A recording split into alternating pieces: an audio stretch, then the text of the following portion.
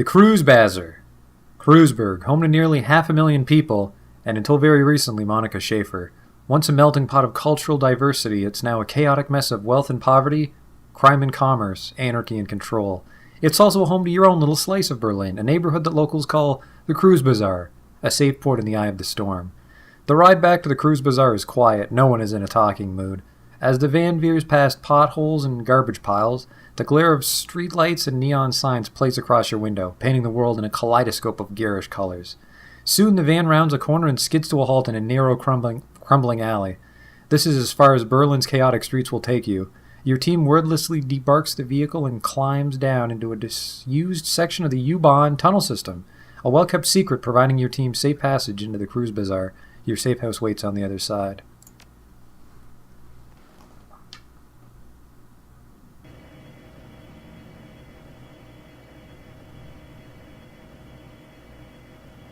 Let's get inside.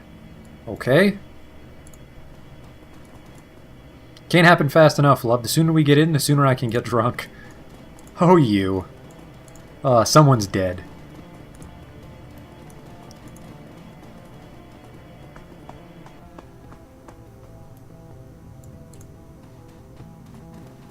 Hi there. You step inside and the squalor of the disused U-Bahn tunnel gives way to the warmth of your safe house. A man waits inside, silhouetted against the dim fluorescent lighting. Paul Amsel.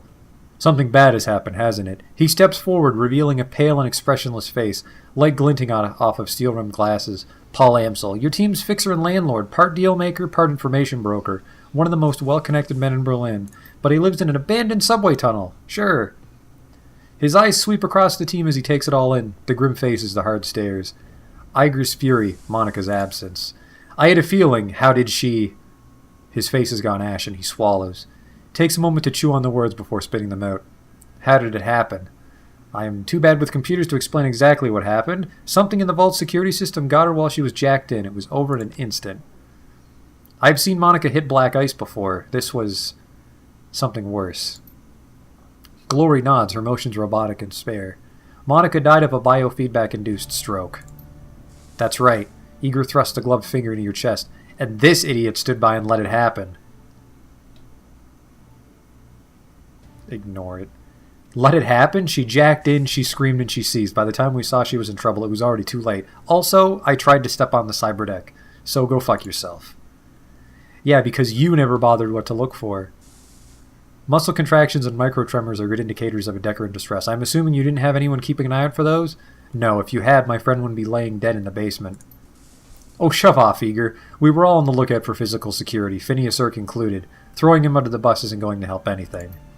Under a bus is exactly where he belongs. Eiger turns to face Dietrich. She towers over him, but he stands his ground.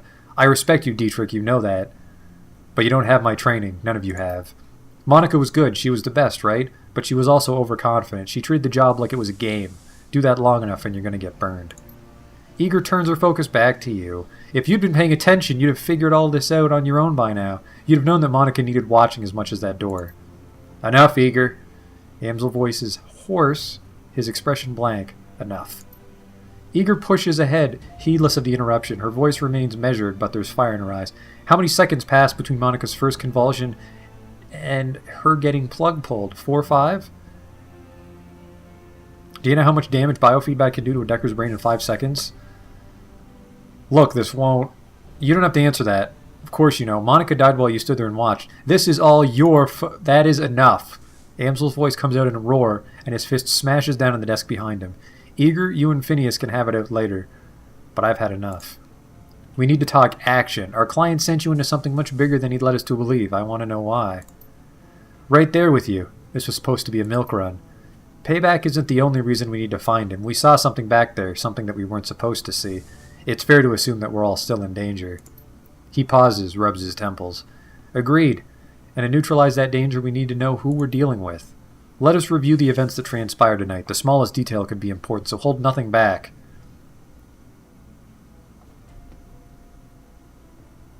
All right. Monica lived long enough to say a name. Führerschwing. She fought hard to tell us. It must be important. Amsel seems taken aback. He pauses for a moment before responding. The firewing. This is unexpected. You'll have to forgive me, this brings back many unpleasant memories. Gloria raises an eyebrow. Firewing? The most terrible of the great dragons. There are those who would disagree, but they never experienced the terror of living in her shadow. He glances at Glory.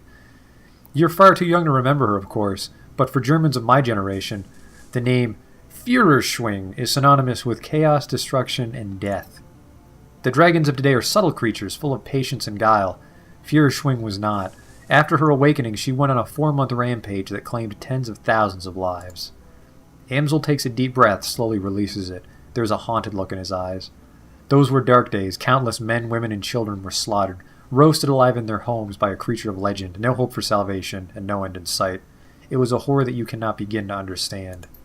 What stopped her? I can't imagine that a rampaging dragon would just go away on its own.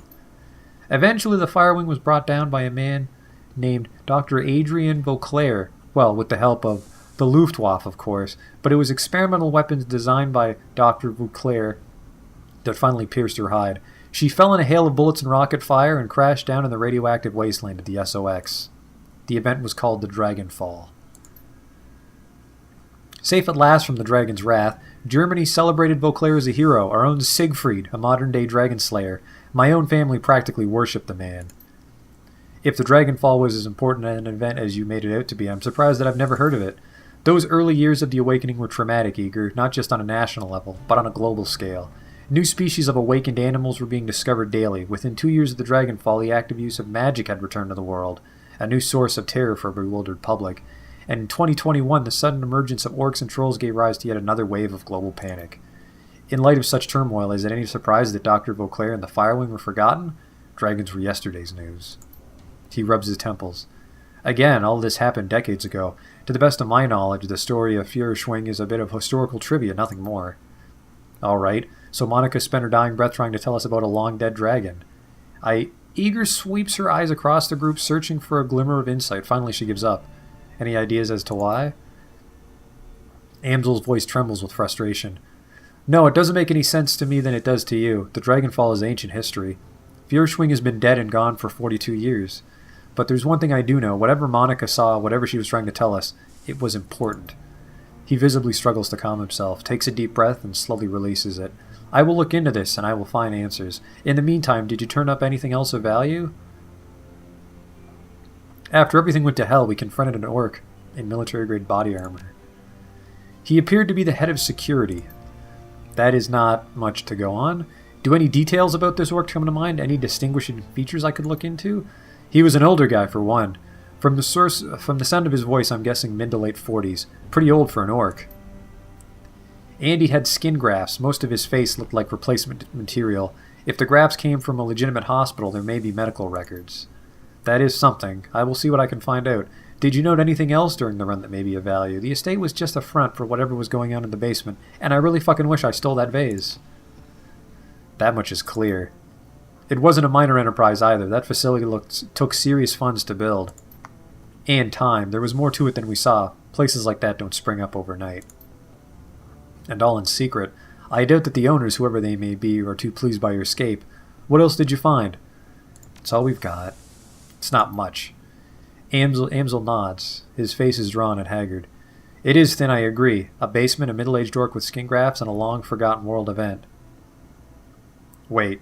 We're missing something. Who paid for this run? Amsel looks pained.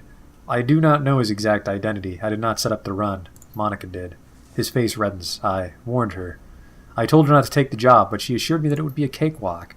Monica was approached recently by a man who calls himself Green Winters. He used to be a prominent activist in the F-state political scene. I never much liked the man, and I certainly never trusted him. But Monica, she would do anything for her cause, anything for the Flux state. He sighs. Winters swore that the data he was after was crucial to ensuring the future stability of the Flux. And that was all it took. Sounds like Green Winters is our best lead, then. Yes, most definitely. It is clear that Green Winters has involved us in something much larger than he led Monica to believe. When he finds out what happened on the run, he's probably going to rabbit. We need to chase him down before that happens. Any leads? There is a man here in the cruise bazaar, a Turk named Altug Buragagzi. He owns a little soy cap shop just down the way called Café Seves. Holy shit with these wacky German words. Cafe Sesvi. This man is also a purveyor of information. I have done business with him from time to time. And you think he would know something about Green Winters? Amsel nods. When I discovered Monica's renewed association with Green Winters, I contacted Altug. One of his people has been keeping tabs on Winters ever since. As I said, I do not trust the man. Best to be cautious in our line of work. Should I go meet with Altug then? Yes, tell him I sent you. I will do what I can to dig into the information that you've uncovered already, sparse though it may be. Well, go fuck yourself, my friend's dead. A dog? Hello? As you start towards the safe house door, a large four-legged form steps around the corner. Dante!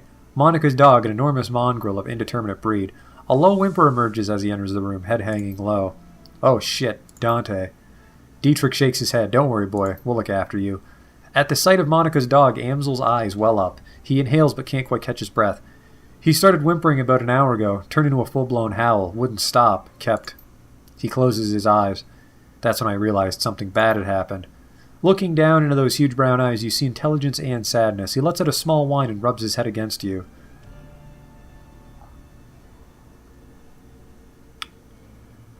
Grab Monica's bag of soy jerky treats off the table and give him one. Dante takes the treat in his mouth, but it's clear he has no appetite for it, and the jerky drops to the floor. He leans into you and looks mournfully, pressing his ribs against your leg. I guess the dog is going with you, Finneas, Erk. Amsel takes a ragged breath and releases it. Then a slow, melancholy smile plays across his face. Well, perhaps a part of Monica lives on in Dante. Return to the safe house when you finish with Altug, mein Freund. With a little luck, he can help us locate Green Winters, and we can get to the bottom of this. He stares at the floor. And now I think we should all take a moment for Monica. Deep breath. Be brave. Finneas, Erk! Amsel peers at you through a battered pair of wire-rimmed glasses. His eyes are bloodshot, his expression grim. Did you get the information? Oh, we just spoke, dum-dum. Dietrich turns his head at your approach. His aging face is traced with a network of faint scars, the legacy of too many fights over too many years. While he still retains a degree of strength and vigor, it's obvious that the shaman you see today is a shadow of his former self. Despite all of this, there is still an aura of power surrounding the man. He raises his bottle, offering it to you. Finneas, Erk, welcome. I've got a bottle of schnapps that needs sharing, and we've got a fallen comrade to drink to.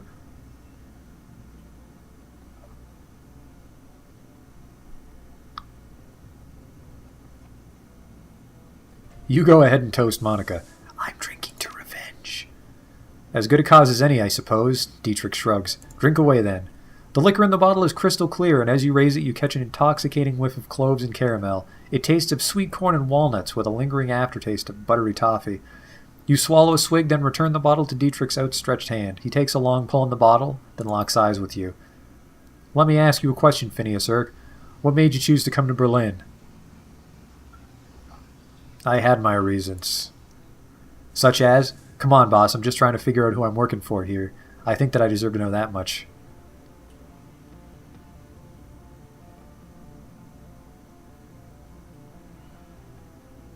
A member of my old crew betrayed me. Ain't that a pisser? I can handle all sorts of things, but betrayal always makes me see red.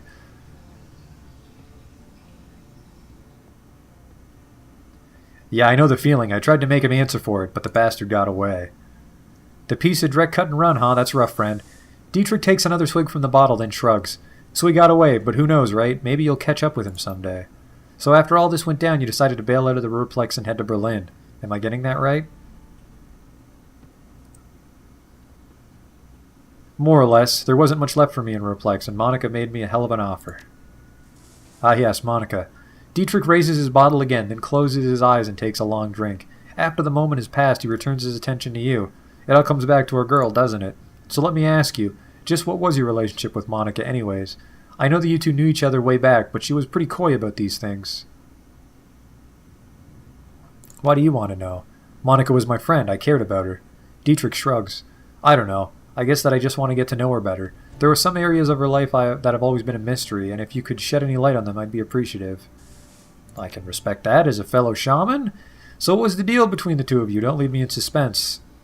We were friends. Right there with you, and privileged to say so. She was one of the best women I've ever known. Anyway, I've taken enough of your time, and the bottle's almost empty. Thanks for taking the time to talk. For what it's worth, I'm happy you're here with us. Dietrich takes a final pull in the bottle, then tips it forward, pouring the rest on the ground. Oh. Rest in peace, Monica. We'll miss you, girl. That's how you get ants, Dietrich. That's how you get fucking ants in the safe house. Eiger glares at you, and you can taste the bile in her stare. She clearly still blames you for Monica's death. Something I can do for you, fearless leader? You're wrong about me, Eiger. I intend to prove that to you. She stares at you for a moment and looks away. Best of luck with that, Finneas Irk. Now please, leave me alone. Not yet. There's something else that I want to say. Alright, but make it quick. You owe me an apology. She replies through clenched teeth. You want to step away from me, Finneas Irk. Right now. Not yet. We need to talk about Monica. Not right now, we don't. Don't push me on this, Finneas Irk. One of these days, we're going to hash this out. And you can talk all you like about the clusterfuck that killed one of my best friends, but it won't be today. Alright. The conversation isn't over. It is for now, fearless leader. You bitch. Go talk to my pal. Glory is beautiful in a waifish sort of way. Her features are almost elvish in their delicacy, but there's something cold about her that you find slightly unsettling. What's more unsettling is her chrome. Glory is rocking a heavy load of cyberware. From head to toe, she looks to be composed more of plastic and metal than she is of skin and bone. In the shadows, individuals such as this are anything but uncommon. But Glory's cyberware is first generation, all of it. Bulky, invasive, practically museum pieces. This chrome was obsolete well before she was born. Finneas Irk! Glory shifts her gaze to you, but her expression is as cool and placid as always. Can I help you? Oh, what's this? Use astral perception to read Glory's aura. Without shifting your attention away from Glory, you allow your consciousness to partially slip into the astral plane. As your third eye opens to the hidden world around you, you feel the familiar tingle of dormant senses awakening. The room that you're standing in slowly shifts to match its true nature, a lifeless expanse of gray, ugly, and cold. Your own body, however, explodes into a swirling chaos of scintillating color. Scintillating.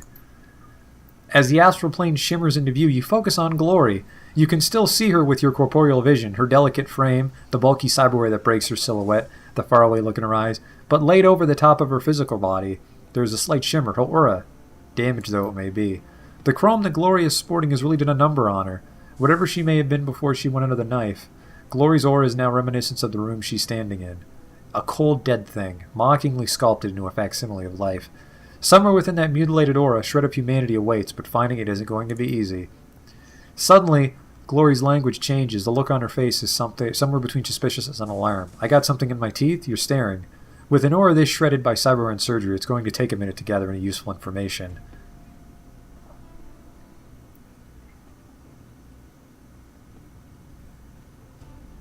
Just trying to figure you out, Glory. You've got a lot going on beneath the surface.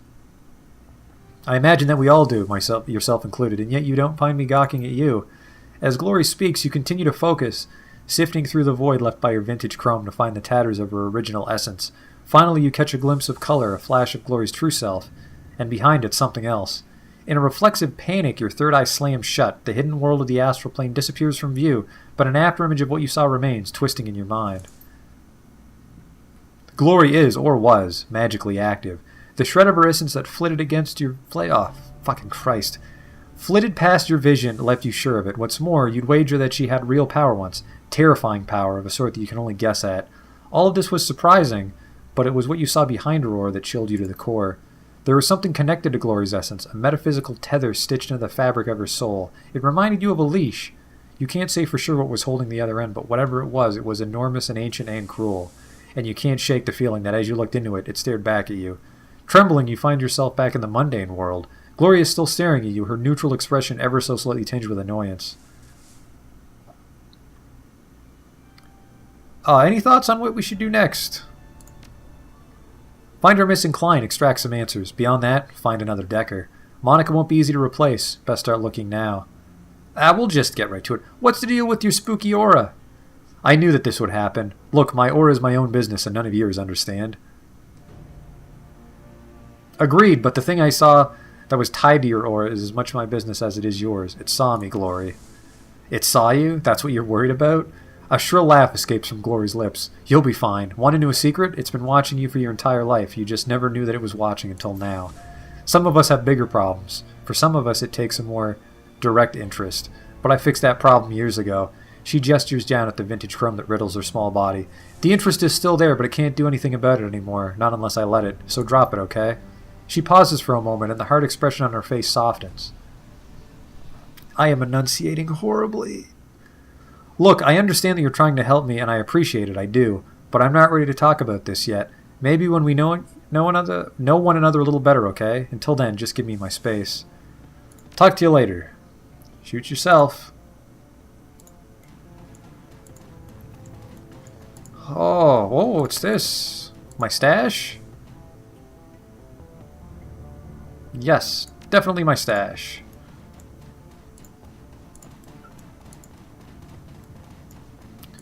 Nerfer Mitterbeater. It's gonna be a lot of German, isn't there?